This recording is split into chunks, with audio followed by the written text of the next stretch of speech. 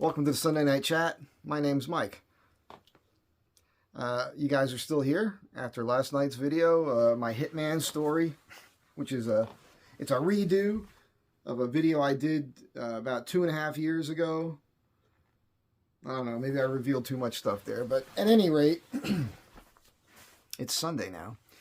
I was in a great mood after Friday. Because, you know, I got to tell you, it's been tough. I know my clients watch the channel. I hope they don't take any of this the wrong way. Don't take anything I'm saying the wrong way. But that project I've been working on, obviously I kind of underestimated the time it would take. And it's fine. It's okay. It's on me. That's just how it is. But I'm happy because I'm happy with my work. I think it's very cool. Every job I've ever done has led to the next job. Fine. And then Friday, I finally got some finish on a few of the pieces, and it looks great. I'd like to be working on it tomorrow, but tomorrow I have to go down to Chino Hills and meet with my next client. So I'll get back to this on Tuesday, and I'm excited about it. I just want to get it done and out of my hair. I get like that on projects, man. I work on them long enough, and then by the time I'm done with them, I never want to see them again. Other than like when time goes by and the people are happy with the work, and like I get phone calls and photos and, you know, messages, texts, whatever, from clients going way back, decades, telling me how happy, stiff neck, how happy they are with the work I do. Now, why am I no longer in a good mood? I'll tell you why. I got up this morning, I'm doing my laundry, and I go out back and I look and I go, where's my bike? My bike is gone. I'll show you the bike.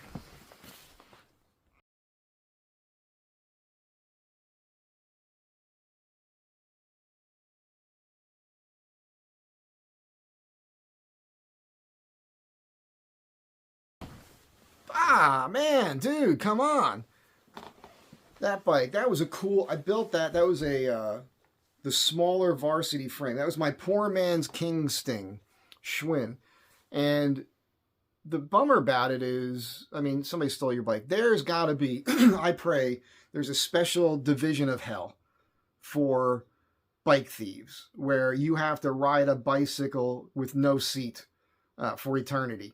You know, with just the seat post going up your ass, and you got to pedal on that, going up and down bumps. You know, that's hell for bicycle thieves. I mean, unless you live in West Hollywood, that might be heaven for you. I don't know. That could be the thing that they're into. I'll have to think of another hell vision for gay bicycle thieves, I suppose. I'm not happy. The handlebars and stem came off a Sidewinder. The stem's not a big deal. That's the standard Ashtabula Schwinn gooseneck stem. I've got a dozen of them, you know. But the handlebars from the Sidewinders, they're worth some money. People covet them.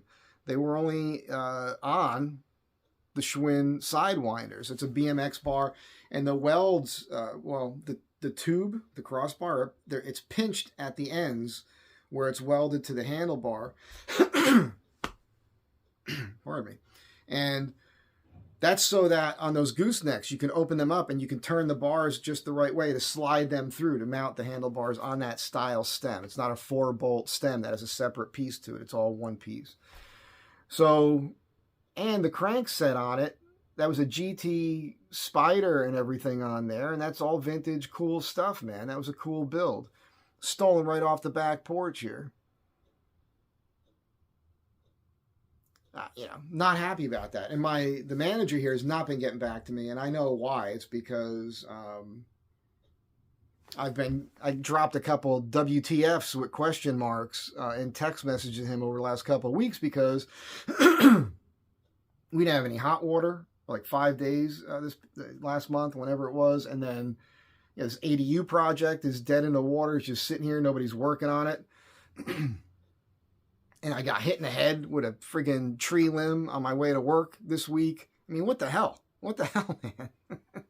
And now I got somebody text going, hey, can you check? Because he has a camera that can see. We can see who stole the bike if he decides to get back to me. So, I don't know. I also broke my larger mason jar that I mix my concoction every morning in. So I'm using the small one and it just doesn't work right. I got to get a larger one and that's a bummer. So, woe is me. Oh, crap. I forgot to look at the watch. Today, I was going to hit the chronograph. Today I'm wearing an Android. This is the precursor to Aragon. It's a Swiss chronograph movement in this watch. Sapphire crystal, solid stainless steel case. Cool. Real cool. I think it's a good military watch. 100-meter water resistant push-pull crowns. It's cool. But yeah, let me look at that again. All right, so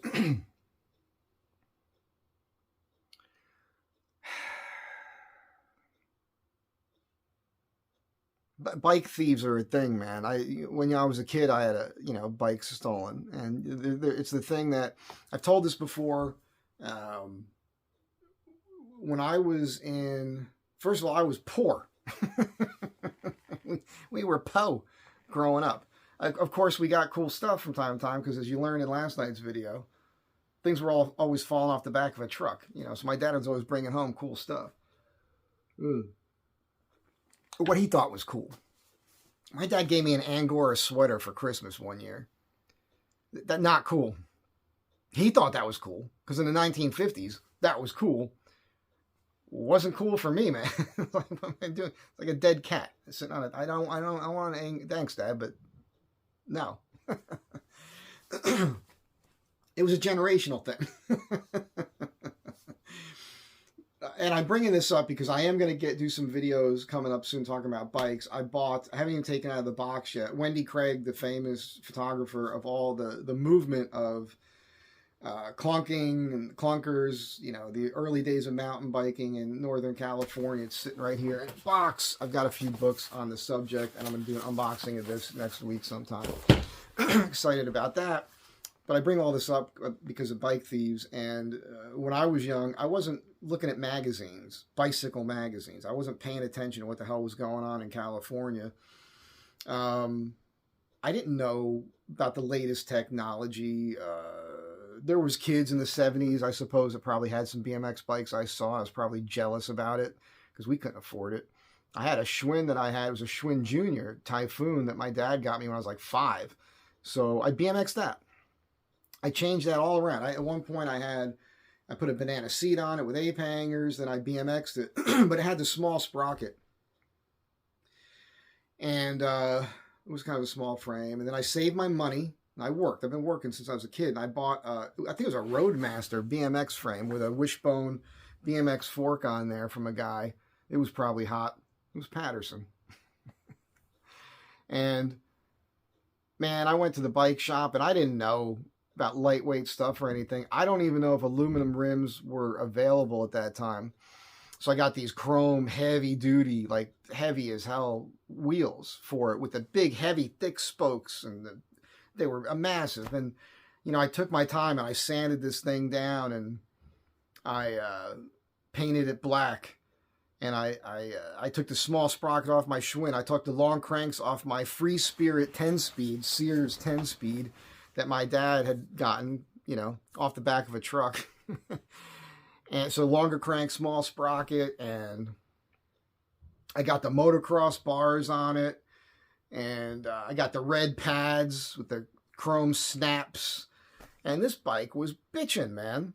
It was awesome, and I rode it all over Patterson, West Patterson. One day I rode it all over the town. Every kid I knew where they lived, I showed off the bike.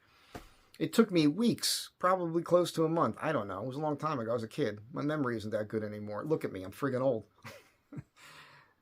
I came home from school like the day after I rode it all over the place, and I always kept it in the backyard, and it was gone. Somebody stole the bike. And my mom was home all stinking day. She didn't care. Showed no sympathy whatsoever for that bike getting stolen. Which was, kind of heartbreaking to me. Like, I got no sympathy about it. Like, you didn't see your son toiling away for weeks and weeks, working, getting money together, buying these parts out there with a, an adjustable wrench and a hammer and a screwdriver. Building this bicycle with like caveman tools, like a caveman would do, and then pulling it off perfect. Creating the first bike I ever built from scratch like that was a work of art. It was beautiful. And I was upset about that for the better part of a day. And I had the realization, thank God, put the thought into my brain. Don't be upset. You could always build another one. That's when I had the epiphany. It's not about the thing. It's about the knowledge that you gained while you were making the thing. That's the thing. You develop these skills. That's why I'm always pushing you guys to get a hobby. Learn how to do something. Teach yourself how to do things. I have to teach myself how to do things or build my own things all the time because you can't just go out and buy it. Sometimes you can, I suppose, if you have enough money. And that's what it was like as a kid with bicycles. And we would build bikes to ride the way we wanted to ride them. And I was on the East Coast, so it was a little different than out here with the big mountains and everything. Anyhow, the clunking thing, I'll get into that in the video when I do on the book there. But again, that bike got stolen this morning or whenever. It got stolen over the last couple of days. I wake up in the morning, I make my concoction in the larger mason jar that I no longer have, looking out the window, and I could see the bike right there and the handlebars. I was just looking at it a couple days ago. Like, I got to spray that thing down with some WD-40. My winterizing, my California winterizing. Ugh. So, boo-hoo for me. All right, let's move on.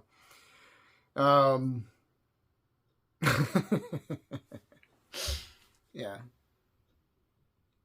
I've designed and made all kinds of things. Leather jackets, boots. Designed my own engineer boots, had them made. Eventually, I'm wearing these bison hide boots now that I designed. I mean, it's Chris's thing, but I tweaked them. The bands I make for the watches. Everything. And I did this logo. Now, you guys know I did one of this. Perfect example of what I go through sometimes. I did another version of this, which I think is up here. Pardon me while you look at my ass. Ooh. Ooh. Oh. Oh. Just shaking it around for you there. There's a certain segment of the viewers that enjoy that. I did this very rough sketch. I don't even know, man. It's been a couple months now, maybe. And I did it roughly because I thought, there'd be some computer whiz out there, graphic artist, designer guy who's got the computer stuff, and maybe one of you, I put it out there at the time, that could run with this and take what I did and just refine that. Don't change anything. Like, that's what I wanted. I don't want squiggly pencil lines. I want that to be a solid line, like I had to outline the fedora on here, right?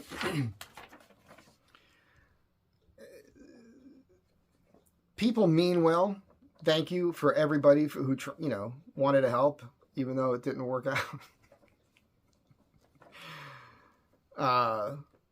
Not as easy as I thought it was going to be to have that done, and I realized, hey, if you don't know. And I'm not saying I'm some Rembrandt or something. I ain't. But I've always been a pretty good artist. And as a kid, it was something that was noticed about me early on. Teachers were talking to my mom about it. When I was like 3, 4, because I was in, what do they call it? Is it nursery school? Before kindergarten, whatever that is. And apparently she had me take these tests, and I supposedly have some higher IQ or intellect or something. So they put me in kindergarten at 3 years old. One of the things that was pointed out was my artistic ability. And I can draw things out of my head that were pretty elaborate with the details. And I was drawing wild stuff, trains and all kinds of things from the past. And I wasn't looking at something and drawing it. It was always coming out of my skull. And when I drew, I would have fun with it where I would draw in different styles. So I didn't have one way of drawing. You know, I could draw everything. And like, I remember one time I did these two gunfighters in front of a saloon. It was O'Neill's Saloon, because that was the last name of a girl I thought was cute in school. This one was a little bit older. Yeah, I was probably like 9. So, but, and I did the whole thing as if it was squished. Like, it was like, imagine that being normal, right? Everything, normal size houses and everything. And then somebody with a giant foot just went and squished it all down. So everything got squatted and elongated. I drew for some reason, I drew it that way. So all the buildings and everything were to scale in that style.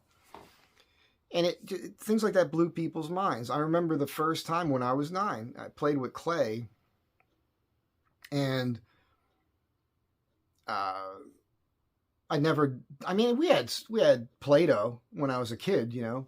But here I am in class, and I decided to make an Indian. And I made all the body parts first. I did it pretty quick, like one period. And it stood about this tall. And I had a loincloth. I had a band around his head. I had a feather coming up. He was perfectly scaled. I had G.I. Joes, you know, so I kind of knew what I was doing, I suppose, with that. But the teacher gasped when she saw it and left the room and brought the principal back. And everybody made a big deal out of it. I'm just having a good time. I'm just having a good time. And then getting to this stuff here, when I was in high school, I was able to get like formally trained finally, you know, with art classes and mechanical drawing, which I excelled at. And then I excelled with architecture. And I won 3 first place state awards in New Jersey my senior year in 1985 for, what did I win for? It was a complete working set of drawings, a plot drawing, and a 3D perspective color pencil drawing for a set of plans I did for a house. I put it in the dunes on a beach. It was a cool house. And then senior year also, I took 3rd place in a drafting competition with over 400 guys. And I took 1st for my printing, which was crazy. Okay, I'm telling you all this. Why? Well, my senior year, a week before school, a couple friends helped me move into this beach house. For those that don't know, I lived alone since I was 14. My parents got divorced. I chose to go with my dad, which meant I was living alone. I didn't know that was going to happen. And so that's a long story. I'll make it short. Basically, in the summers, I ended up living alone in Seaside Park, living in a boarding house. And I worked on the boardwalk every summer, like a carny, and made my own money, paid my own bills, bought my own school clothes, all of it. And then in the wintertime, my dad had all these connections because he used to have a business down there. And he'd find me some beach shack or something to live in for the wintertime. And I had to go to school every day. That was our deal because I had been a hoodlum when I was little and got in a bunch of trouble. I've told you guys those stories here before. I was a nutty, crazy kid living in a crazy environment. I was never afraid to do anything. I was out of my mind. So I made that deal with him because I failed in 9th grade. I had to go to summer school. It's a long freaking story. The point is, my 2 friends, Todd and Louie, helped me move into this house. It's got a space heater in the floor. I don't know the space heater's in the floor. Louie puts the bag of dirty laundry on the space heater. Todd comes over that night, turns the heat on. I had nothing to do with it, honestly. I'm just saying. And we can laugh about it today because I lived. I went to a party that night with Todd and came home wasted. And woke up in the middle of the night, like 4:30 in the morning, and couldn't breathe, couldn't see. The room was full of smoke.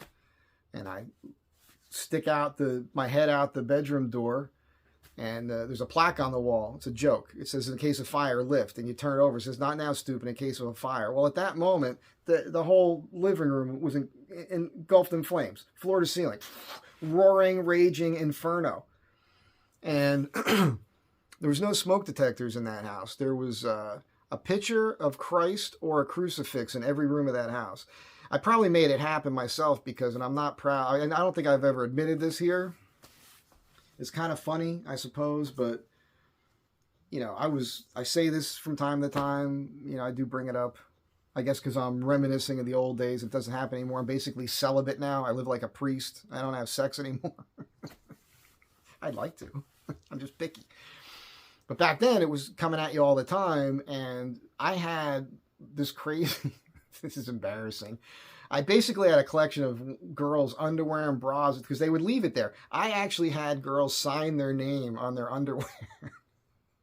And I had a box of this. And when Todd helped me move in that day, as a joke in the bedroom, I thumbtacks, because that's where we used to hang our posters, you know, or that blue stuff. But we had thumbtacks, and I tacked all the underwear up on this wall as a joke. You can't leave that up there. You can't bring girls in your pad and have other girls sign, you know, autographed underwear, you know, panties and bras and stuff. But I had that up on the wall. That's probably what happened. Christ, the crucifixes, and girls signed underwear was probably not the best. It was like, all right, you're taking this shit a little bit too far here, kid. You know, I gave you these talents and skills and ability and everything. You are using this for the wrong purpose. I am going to shock you back into reality. But what it did was, I lost everything. And, I mean, I got out of the house in my underwear and a t-shirt. There was a payphone across the street. I called the fire department, and I watched the house burn down. I watched the windows blow out. I watched my car catch on fire that was parked next to the house. And in there was all my art. And that was the thing. I had saved my art from about the age of 7 or 8. And I would write my age in the corner. And I had, I don't know what you call it, like whatever you put your art in.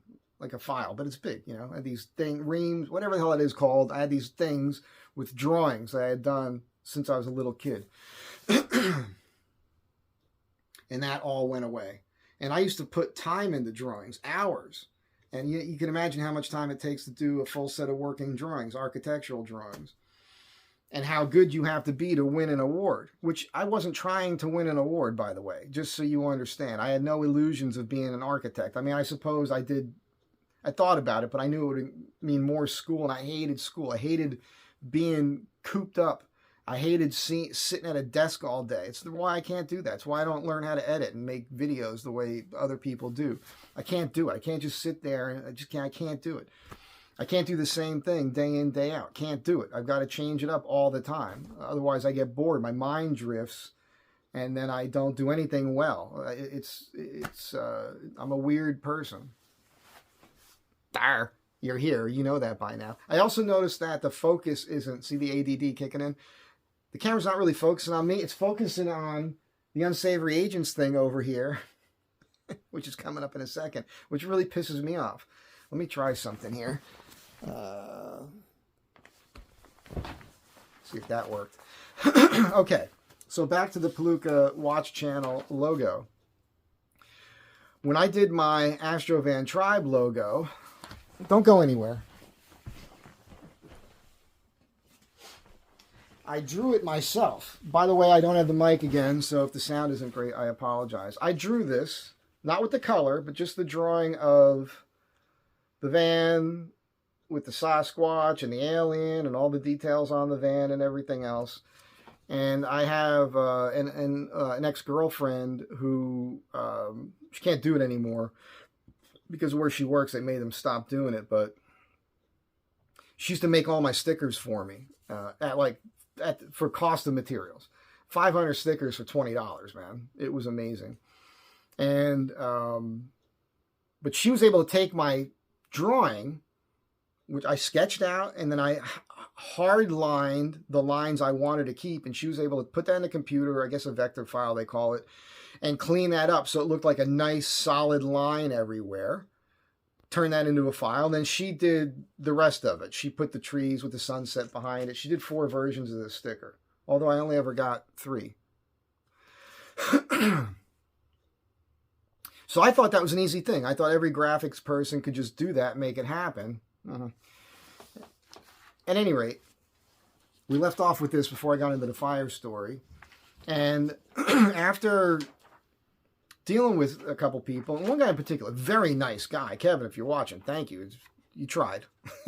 He's actually living in Mexico. He's a watch guy, so we have this watch thing in common. And he offered to do it for me, but he was taking the sketch and then like manipulating it in a way where he was adding other details. And then we talked about stuff, and I started giving him ideas, thinking he could take the references I was giving him and just find that and put that in there. And it's not a cough. I'm not sick. It's congestion. And make it easy. I even sent him schematic drawings.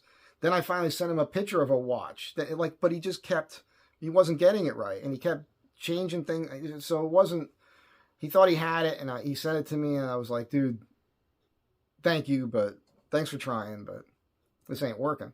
So I finally did it myself, where I drew it out. Now, I drew it like a mechanical drawing, but then I did a lot of it by hand, eyeballing it on purpose, because I don't need it to be so precise. It is an actual mechanical drawing.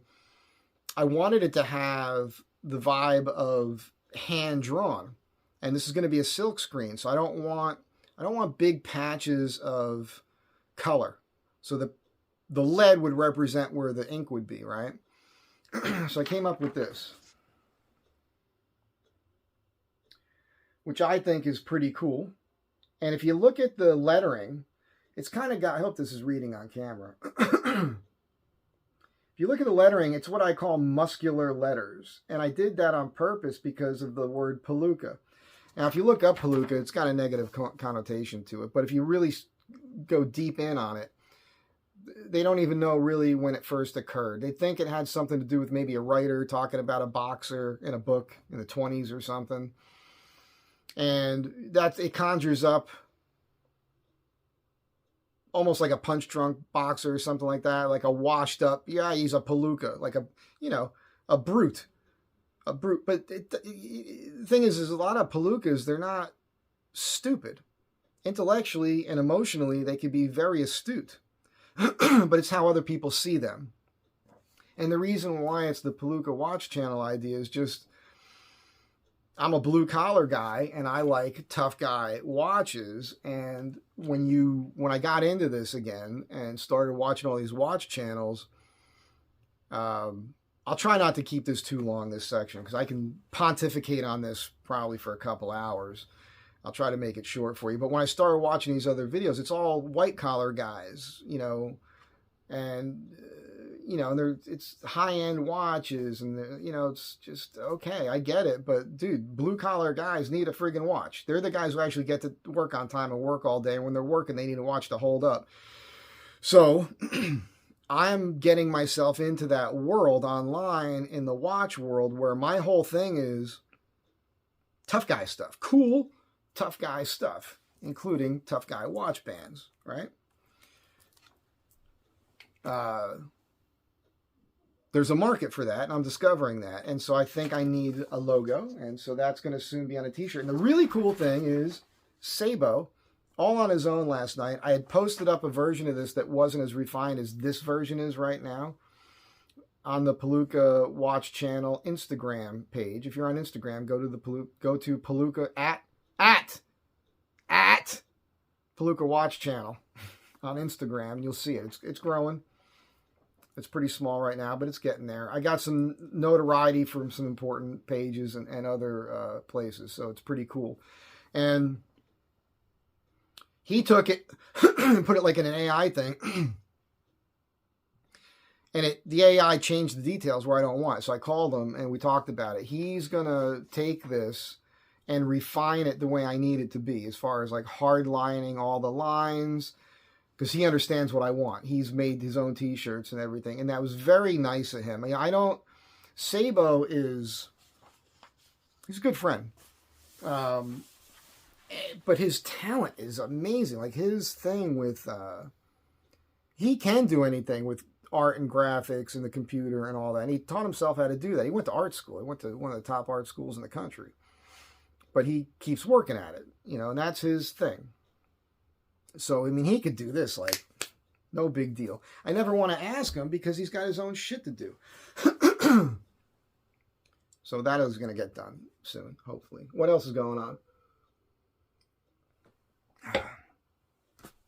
I should work out, go for a walk, ride the bike or something before I do these videos. I wouldn't come off so congested. You'll notice when I'm in the shop lately, it's not like that because I'm riding the bike to the shop every day. All right.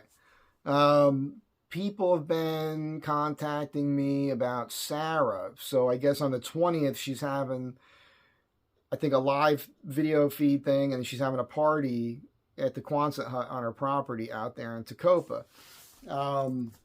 Funny thing, I talked with Sarah this week. I called her up and we were talking about other stuff. I'm trying to get her to, she's retired from being an official nude model, and I need a nude model. Ladies, I might get her to do it, but I need somebody who appears to be fit. You don't have to actually have to be, but you have to appear to be. Like me. I look like I'm a kind of a jack guy and fit, but I'm not the most fit guy. I preferably on the slender side, but if you have muscle, that's good. So I don't mind like bulkier with some muscle, I suppose. Any body type works, I suppose. But it's just my vision is somebody who has Sarah's type of figure. Her biggest thing with me is, I got no boobs. Why do you want me? I got no boobs. I'm like, you got $1 million nipples. You got $1 million nipples. But what I want to do is, let me see if I can get this down. Again, don't go anywhere. It's going to take me 10 seconds or less. Start counting. Ugh. I got to climb. I'm climbing furniture. Okay, here we go. This thing is dusty as heck. It's very dusty. See this? Look at the dust on this. This is a copy of the old Bell helmet with the... kind of like that ellipse opening on here. Remember those from the 70s? It's a little more modern. It's a good helmet. It's very good shape. It's built well. And obviously it has this dark. So what I want to do is I got this vision in my brain of a woman nude. It's kind of like the fantasy any kid would have had that rode BMX when I was young. And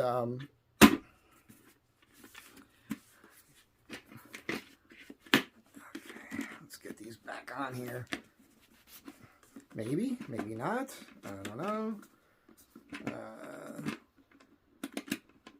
I want to have the Schwinn BMX as the prop with this helmet on, and nude model with like a vintage pair of like Keds or you know, old school sneakers, Vans or Converse with the helmet. That's it. So you wouldn't see your face anyhow.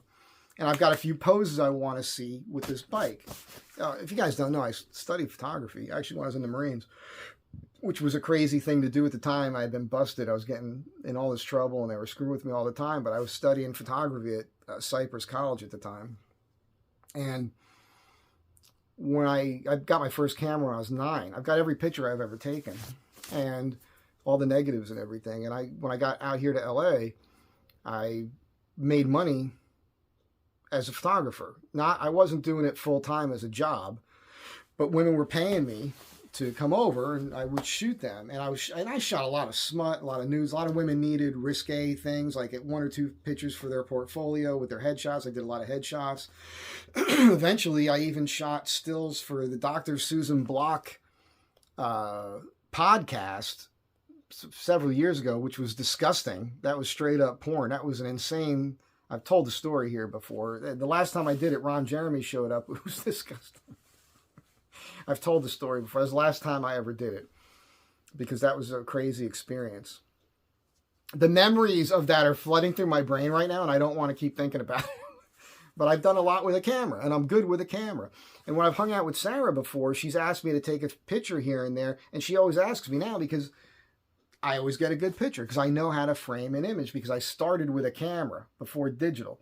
And so you had to learn quick not to have too much head space, but you look at old pictures, people put the head in the center of the picture. There's all this space around it that you don't need.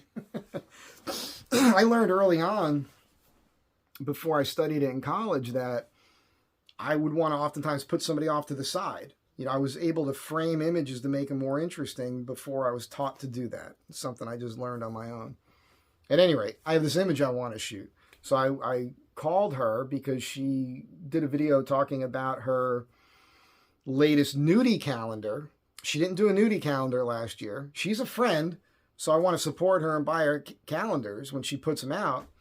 And I like Sarah naked. Sarah looks great naked. I can tell you from firsthand experience being right here. Na, na, na, na, na. Jealous? we know that story already, but it's just funny. And because the first time I met her, she had me meet her out at the Saline Valley, and the first morning I walked over to say hi to her, and she walked out from behind the truck, nothing on. I'm like, oh, nice to meet you. It's a beautiful day, isn't it? But then within an hour or so, I'm naked. And then we spend 4.5, 5 days together naked with a bunch of other naked people. And I was totally fine with it. And she looks great naked. Actually, the first time I went to her pad, I worked at the house over there with her sister, Eliza. The three of us went to the mud hole out there. And that was fun. So, look. Judge me all you want. All I'm saying is I like being around beautiful naked women. I mean, I know that that's not something some of you are into, but personally, I enjoy that. I've made it a thing in my life where, like, every chance I've ever had to be around beautiful naked women, I've taken it. I don't say no to hey, Mike, you want to be around some beautiful naked women? Yeah, sure, I'll be there. Excuse me. Yeah. What am I going to say now? You think it's mustache wax, but it's not. You think that would get a laugh on stage? All right. So I called her to talk to her because she did the video where she was talking about her nudie stuff, and that one that she did was great. The bummer was I had already bought the normal calendar, not knowing she was coming out with a nudie calendar. So now I bought the nudie calendar. I'm going to have 2 calendars now. We'll do a giveaway on the channel for the one where she's actually wearing clothes. I'm not interested in seeing her with clothes. I see her clothes on all the time now. Anyhow, her video where she talked about it and went to some of the locations and she explained when she was doing the new model thing, which again, that's the whole reason I reached out to her originally, was she was on Bob Wells' channel. And I was watching his channel at the time. I was doing the build on the Astro van, and it was immersing myself in, the van life culture thing and all that. And that popped on. I had no idea who she was. I'd never watched her videos before, but she seemed interesting and cute to me, like the way she spoke. She's got a funny thing with her mouth, like a lisp thing or something. And then when she said that she was a nude model, I was like, oh, yeah, it's perfect. Because I dated a lot of nude models here, and like professional nude models for artist models that they model for colleges and things like that, and all sorts of things. And I dabbled with those porn people, and then I dabbled with Michael Trachillas Productions. That was the guy that they did the Playboy Wet and Wild videos and all that. And I did on-set work for that production company. So I was around naked women. I've told these stories before here. So I just knew she was cool, and I knew the mindset of that. I watched her channel, and then she did a thing where she said, hey, I'm going to do a live video on this date, like a week or so later. If you have anything you want me to answer, any questions, send me an email. So I sent her an email because when I watched one of her earlier videos, she was out in the desert with a friend who had an Astro van, and she looked at the camera and she said she was truly interested in Astro vans. So I sent her the note. Everything worked out. The timings, it was kismet. The universe wanted Sarah and I to hang and become pals. That's just how it worked out. I sent her a message. I said, I've got a cool Astro van, lifted 4x4, did all this work myself, blah, blah, blah. She did her thing. She read my email, looked at the screen and said, hey, Mike, send me another note. I want to hear about it. That's how the whole thing happened. All right. Now, she put out the nudie video again this year, and she did the video on it, and I'm thinking, why don't I ask her to do she inspired me. I looked up at the helmet. I was like, I still got to do this image. I really want to do this image. So that's what we talked about. We talked about that. We talked about some YouTube business stuff, but her Christmas thing never came up. So I didn't know about it. And then I'm telling you, at least 5 of you, either messenger, text message, or in the comments under the videos are asking me, hey, are you going to go to Sarah's on the 20th? Like, I don't know. I didn't know anything about it. I was just talking to her. So I sent her a text, I think it was yesterday or the day before, and she goes, yeah, I'm doing it on the 20th. So maybe, if this project is done by then, it damn well better be. It's the 7th. I mean, I got plenty of time. I should be done with that project. If I'm done with that project and I got some money in my pocket, yeah, man, I'll drive out to Zicopoulos. Right down the street from her pad is this resort thing that has bathrooms and showers and indoor hot tubs. I could park right there. I'll do that. I think it's $40 a night or something there, which is kind of high, I suppose, but it's cool. Anyhow, yes, if I can do that, I will do that. Okay, so as the date gets closer, I will confirm that. I would like to be there. I really enjoy that town. I've made friends with people in that town. It'd be fun to go to the Death Valley Brewing Company again and all of that good stuff. So, yeah, if I can make it, I'll be there. What else? I guess it's the crazy times to be living, huh? I love it, man. I love what's going on. Like, I think it's just funny. I mean, my prayers are being answered. I know this is Ruffles. Here we go. Like, for those of you that are, tend to lean more on the left of things, you hate the orange man and you're still being conditioned to think all these lies that aren't true. And hardest working president we have ever had, sleeps 4 hours a night, never took a drink.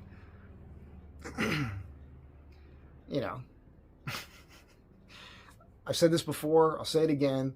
Go on YouTube, look up the interviews with David Letterman on The Late Show with Trump and watch them all in chronological order. And I challenge you not to like him after that, because David Letterman hated him and Trump took all the jazz, man, all the ribbon, and then he would always answer everything, matter-of-factly telling you what's up with a sense of humor. And that was pretty amazing. So I'm happy he's there, and I like what he's doing. And I know it's ruffling people's feathers. The problem is that you're not, for those of you who have a problem, like with the bombing, it's taking out these drug guys. Fuck those guys. Fuck them. Look, if you're in the criminal world, if you are transporting drugs anywhere, even here, and I'm a guy that will do drugs from time to time. I'm not a druggie. I like to smoke some grass, but I don't buy it anywhere. I get it from a guy that grows it. I'm responsible. I'm an adult. I'm not harming anybody else, and I'm not pushing it on kids or anything. I'm not in an environment where I'm going to negatively affect anybody else, like a young person. But my life is different. That's why I can come off the way I do from my position of thinking. It's my perspective on it. But, yeah, man, especially hard drugs. And with this fentanyl thing, it's a big deal. People are always going to get the drugs. They're going to find a way to do it. But if there's less availability, then there's less for you to be able to do. And you're going to have to figure out something else to do with your time other than getting fucking high all the time, which is not any way to go through life. High and stupid. And there's high-functioning, wealthy people that own businesses and everything else that are lit regularly, and they can afford that shit, so it's not going to bother them. They're always going to be able to get it. It's really going to affect the cost of it is all. Like cigarettes. Can you imagine? I don't smoke, thank God. When I was home months ago for my high school reunion, thank you to everybody here. Thank you so much for those of you that sent me money so I could go home. I still can't get over that. And I don't say thank you enough in my videos to those of you watching me. I'm so grateful that you guys like me. You like me. A lot of good things come from this for me. So yeah, I don't care. All this bullshit that they make. Oh, he was sleeping. They got a picture of Trump like this. They took a picture with his eyes closed. Are you kidding me? Did you remember the last president who literally was falling asleep all the time? All the time? Sleeping on the beach? I love when Trump goofs on him about that. Was he sleeping on a beach in public? He was the president of the United States. How do you do that? How do you do that? You know, falling upstairs, falling off a bike, shitting his pants. The auto pen. All the auto pen things now were signed. They're throwing all that out now, right? Because he didn't actually sign it. He has no idea what's going on. I love it. Trump did this thing in the White House where he's got this portrait hall of all the presidents. These beautiful portraits of the presidents. And when he gets up to Biden, it's a picture of the auto pen. He really did that. That's not like The Onion. That's the truth. I love it. I friggin' love it. Now you guys, that's untruth. That's unpresidential. Like, fuck you. Don't be ridiculous. You guys don't know enough about history.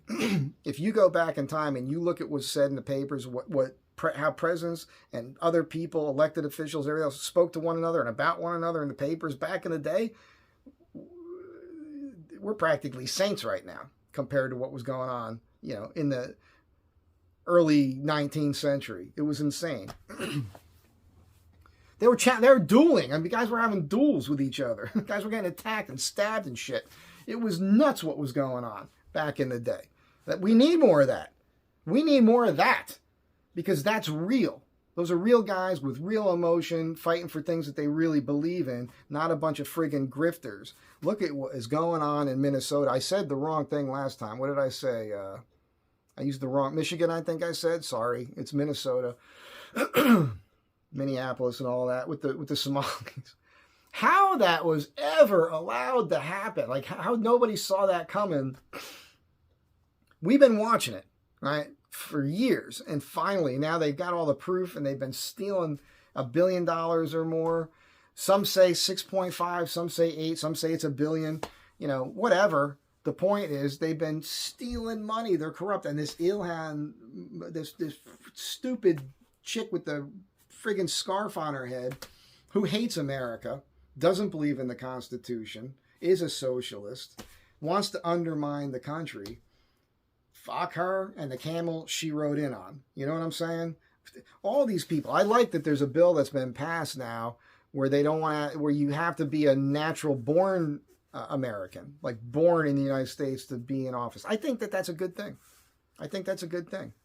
I know Schwarzenegger was the governor of California one time. We've done it already. That chick's a friggin' congressperson.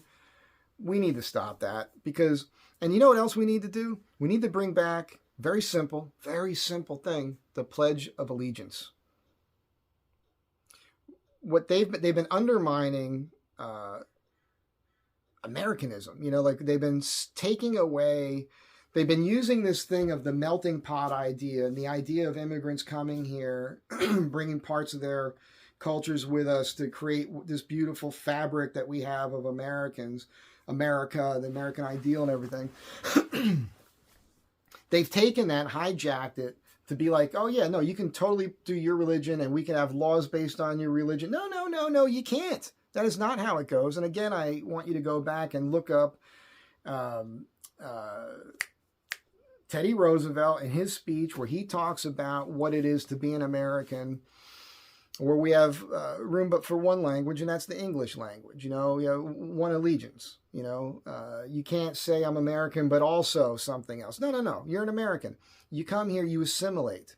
You don't come here and then force your community to take on the ideals of your religion or your government and everything from the shithole that you left. That's not how it's supposed to work. And that's how it's been going. And I got news for you. I said this before and it came out and people aren't talking about it. But what's really happening with Venezuela is, I don't know if you guys know this, but the voting machines are owned by Venezuelans, right? And they've been fucking with our elections for several election cycles now. And that whole 2020 thing, that's what that was about. And that's the big reason why Trump's going after him right now. That's the reality. The media isn't telling you that. It's come out. Benny Johnson did a whole thing on it. I looked into it. It's real. It's crazy. Nobody's really talking about it. So that's a big part of what's going on there. And this whole thing with Hegseth and the second strike, fuck them. And this fishermen, they're fishing boats. They're just doing it to make a living. Fuck them. They know what's on the boat. All right. It's not like, oh, hey, sir, they picked up some bum on the street down there in Venezuela. It's like, hey, and from what I hear, it's only what I've read or seen in a video here and there. I believe if they get the boat across and deliver, it's like tens of thousands of dollars. I thought I read $70,000. I could be wrong. I don't know. But the guys on those boats get paid a lot of money to make that run. So, yeah, they're doing it to make money, all right. A lot of stinking money. What do you think is going on? Morons that don't understand this. You think it's just some dude with inbred dude on the street? Like, hey, listen, we'll give you $150 if you take this boat over there in Miami. No. What? Who would be done if you're, let's say it's $70K. We'll give you $70K. What's in the boat? Don't ask. Like, you're going to think it's legal? Yeah, what do you think you're bringing across the water there? A load of bananas sealed up in these containers, watertight? Come on, man. I love all these memes that are coming out with the pictures of these boats. These open boats designed 2 to 5 engines on the back, depending on which picture you see. Speedboats, cram-packed with bales or barrels sealed. The few guys just... No fishing tackle. I don't know why you'd call a fishing boat, you moron. I love it. I love that it's happening. I love it.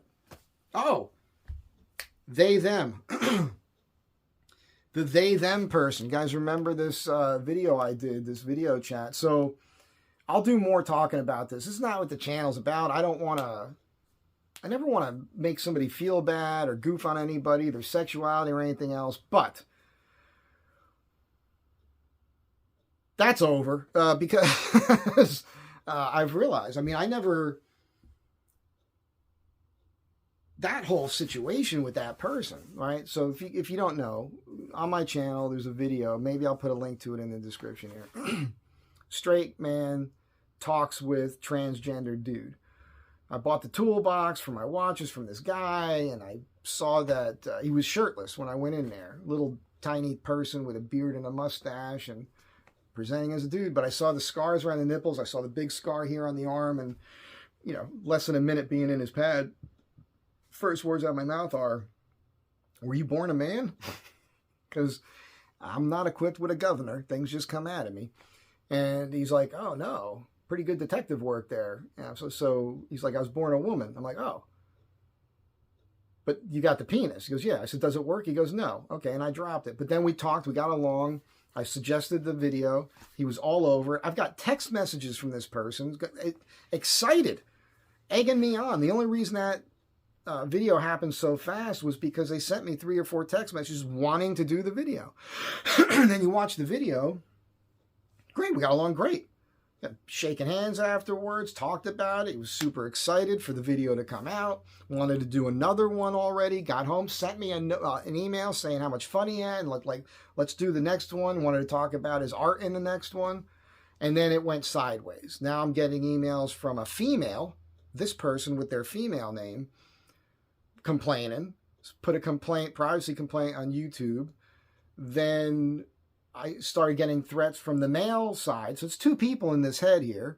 I did a video on this already, but I'm just trying to summarize it for those of you that don't know. Started threatening me with more stuff. So I went back at them. I went onto YouTube. I blurred the face and took out the beginning of the video. So I'm golden now. But then the person read my first response to their, the way they were misunderstanding it, where they understood it. And then they started sending me more emails of apologizing and saying, oh yeah, and they took the privacy complaint down. So I was golden, but I had already blurred the face. And at that point, I blocked this person. I can't hear from them anymore, right? I don't get texts from this person, nothing. I hid them from the channel, which means they can see the content, they can make comments, but I can't see the comments. Nobody else can see the comments. So I don't know what's going on, because this is a person that, in my opinion, I'm not a doctor, but I know what a woman is. I know what a man is.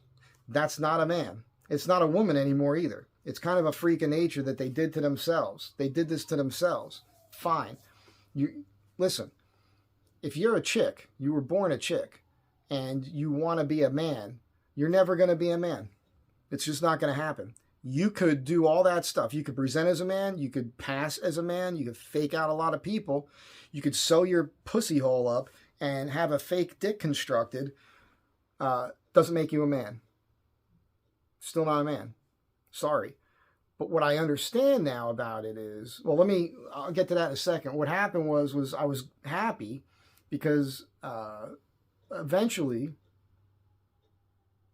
first I didn't hear anything, but this past week I had some bumps in the road because this person reached out to me again. They sent me an email. I found it, even though I blocked them. I went in and I was looking at stuff.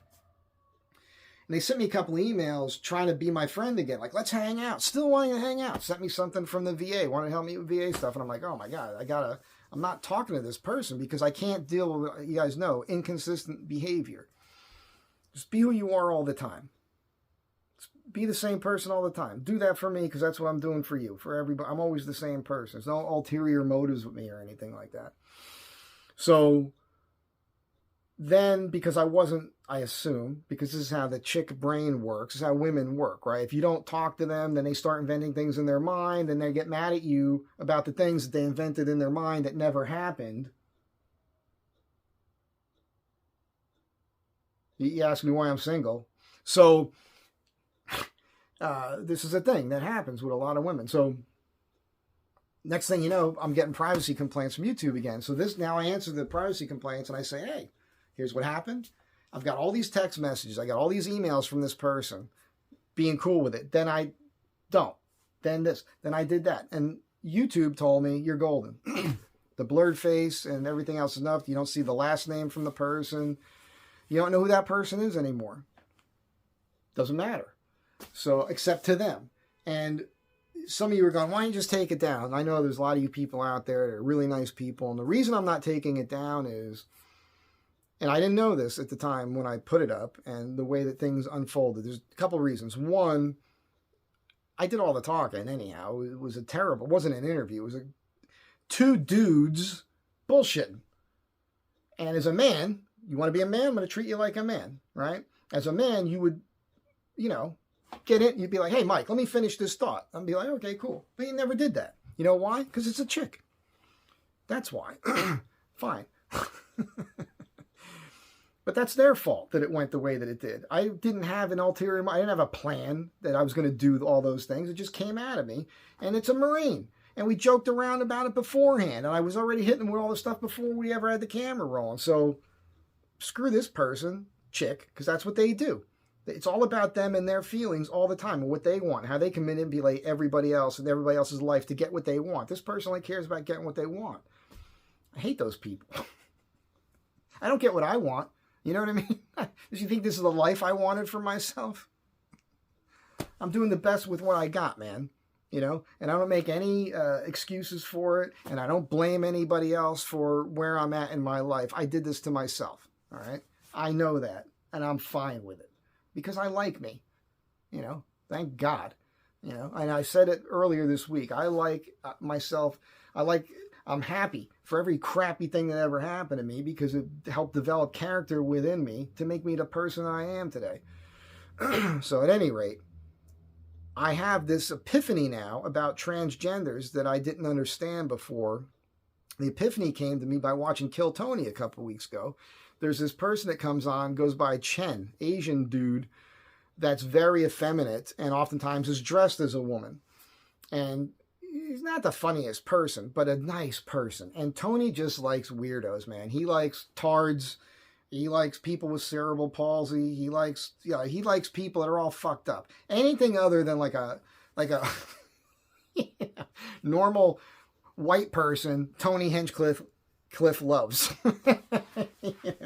It's so funny to watch him do what he does, the way he deals with people differently based on how they look as soon as they come out. But I get why he is that way, and because it's comedy. And this Chen person said something really interesting. He said, Tony, I don't know why you lump all us transgenders in with the gays. We don't like gays. We hate gays. I want you to think about what that means. because that explains everything. That person, where I get into it with them at one point, where I say, where we basically, so that person, when it was a woman, she was a lesbian. Never touched a penis, never was penetrated by a penis, doesn't like penis. So what does she do? She goes in the military because she can get this sex change operation, sews up her vagina, and has a penis put on. Explain to me how that works. Like, that makes no logic unless you understand that they hate themselves for being gay. And so the only way that they can deal with that is to turn themselves into the other gender. And that's what's going on. And I never understood it from that point of view before until a couple weeks ago. If you're a gay person, if I was gay, I'd be fine with it. I'd be like, okay, give me some more dick. I'd be proud of being gay. But I wouldn't be forcing it on everybody else. I wouldn't be, telling you how much oh man, I'll tell you, boy, I just crapped a crap. It just wouldn't stop because my asshole was blown out like this because I took it from 3 black guys last night, and it was wonderful. I wouldn't be telling you guys that shit. I wouldn't be telling you that. That's personal stuff, I wouldn't be like trying to promote being gay. That's your sexuality is your sexuality, man. Keep it away. Nobody wants to hear that shit. So, but I wouldn't be afraid of it. And I know, and what the funny thing is, I know gay guys exactly like I'm talking about. They live their lives. They're totally normal people. They have businesses. They work hard. They have families. Some of them have families, partners for sure. I've got a lot of gay clients. I live in Los Angeles. Get along with them fine. They're not pushing their sexuality on me. And they don't hate themselves. That's the key. So all I'm saying is, if you hate yourself, you need to, for whatever reason, whether you're gay or not, you need a friend. You need to reflect a little bit. Make some changes. Think about the people in life that you do like or that you admire, and then look at their lives. Look at how they were raised. It's easy to do with famous people, right? Because you can watch a biography or something on somebody and you could see how they lived their lives. You could see their influences when they were young. Read the same books they read. Things like that. Walk in their path a little bit, and maybe you'll pick up some nuance about what made them who they are, and maybe that'll help you better yourself. I feel sorry for you. I do, if you hate yourself. But this thing that the transgenders are doing, and I'm not talking about trannies, like the over-the-top gay guys that do the woman face with the crazy hair and the makeup. That's just a performative thing. I don't like it because I think it's bad for women. I think it's bad for the gay community. And they can be activists, like tranny activism and all that is retarded and ridiculous in my opinion. I think it's crazy, but fine. I'm talking about the people that take it to the extreme with the surgeries, because you can't undo that. And you're going to have to take hormones for the rest of your life. You're going to need mental therapy. You're going to have to be talking to some other person that's trying to help you rationalize your stupid decisions for the rest of your life. What are you doing? That person's 30 years old. They're still young. In 20 years, that person's going to have different thoughts on all of this. And also, when you watch that video, like, things are revealed about things that they did that's not the way they got it done, and all that stuff is not cool. So that's why I'm keeping it out there. And but it's not a viral video. I think 1,600 people have watched it. That's not a big deal. It's already gone away. It's just in that person's head right now. If you think I'm a meanie or something, I can't control what you think about me, and what you think about me is none of my business anyhow. So stop trying to tell me what you think about me. I don't care. If I cared what people thought about me, I wouldn't have the balls to do these videos. The only reason I got the balls to do these videos is I have excessively large balls, so I got to do something with the extra part of my balls. No, it's because I don't care. I wish everybody else out there watching this video could get to the point in their life where they don't care what anybody else thinks. Because when you don't care what anybody else thinks, you are free, man. You're free. So be free, be kind, but be straight with people, you know? You're not a friend to anybody if you have friends that you think are making kooky decisions and you're just going along with it because you love them. I support all your decisions. There's nothing wrong with saying to your friend, like, what? You want to cut your dick off? What? What? You want to sew up your pussy hole and have a fake dick put on? What? Like, if you're one of those people, fake it. Like, you can... I'm just saying, I think it's the wrong... This is just my opinion. I'm not saying I'm right about this. I do think that the majority of people agree with what I'm saying here, because it's a very small community of these people that are doing this, by the way. Very small. It's like, it's got to be less than 1% of the population that will go to that full extreme. It's bigger now because they've been normalizing the idea that this is okay to do for what, like a decade or more now, where young kids in school are coming up with this. You got young kids. I don't want to. People close to me thought that they were lesbians or whatever, and then they got a little older and they realized they weren't. You know, so that's a problem. And you know, if you're a female and you want to present as a man, present as a man. Get the haircut. If you want to take some hormones, fine. But I'm telling you, cutting your body up, it's a little much. It's a little much. And that's not coming from a mean-spirited place. It's coming from a place of caring. I actually care about your mental health. Like, they're going to say, well, my mental health is I'm a man. I want to be a man. Okay. Never going to be a man. You don't have testicles. Maybe you can have them made, but they are never going to produce testosterone. You're never going to be able to produce a kid on your own. You're never going to be able to have an orgasm like a man does. You can't get it hard. Like, what are you doing? What are you doing? What are you doing? And if you are going to do it, stop trying to make the rest of the world be okay with your decision. We don't have to be okay with your decision. Stop trying to say it's normal for you to do that. It's normal for you because that's what's going on in your brain. But if you can't understand that you're the one who's abnormal, then what do you want from us? No hate here. We shouldn't hate on those people. We shouldn't be mean to those people. But we have the right to speak frankly to those people. We have the right to say what we think. And if they're too sensitive to take any sort of criticism, that's their problem, not your problem, not my problem. I'm not going to go through this life walking around on eggshells because I'm nervous about hurting somebody's feelings. Not going to do it. I'm not going to purposefully try to hurt people's feelings at the same time either. All right. That's it. I'm done with you. Until next time, have a good day. Be kind to one another. It's the holiday season now. I'll get all down in the doldrums now. You guys know, Christmas, my birthday, New Year's. All right, that's it. Like I said, be kind to one another. I'll catch you guys in the next video. I hope you've been enjoying these, and bye for now.